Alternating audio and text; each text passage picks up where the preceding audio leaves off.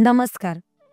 दहीहंडी हा सण प्रामुख्याने श्रीकृष्ण जन्माष्टमी निमित्त साजरा केला जातो आणि त्यामागे श्रीकृष्णाच्या बालपणीची एक मजेशीर पण गोड कथा आहे. चला तर आपण ती ऐकूया. गोकुळात लहानपणी श्रीकृष्णाला लोणी, दही, दूध खूप आवडायचं. यशोदामाई व इतर गोपिका घरी लोणी ठेवायच्या, पण कृष्ण आणि त्याचे मित्रमंडळी चोरून ते खायचे.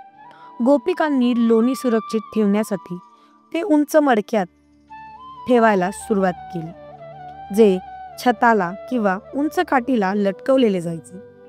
पण कृष्ण हुशार होता. तो आपल्या मित्रांना घेऊन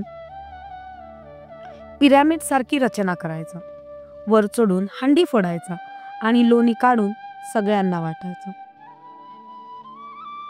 दहीहंडीची परंपरेचा अर्थ मैत्री, एकजूट. हंडी फोडण्यासाठी सगळ्यांनी एकत्र काम करावे लागते, हे सहकार्याचे प्रतीक आहे. धैर्य आणि कौशल्य, उंचावर चढून संतुलन राखणं आणि लक्ष गाठणं हे कौशल्य व धैर्य दाखवतो. कृष्ण भक्ती ही परंपरा श्रीकृष्णाच्या बालपणीची आठवण करून देतो.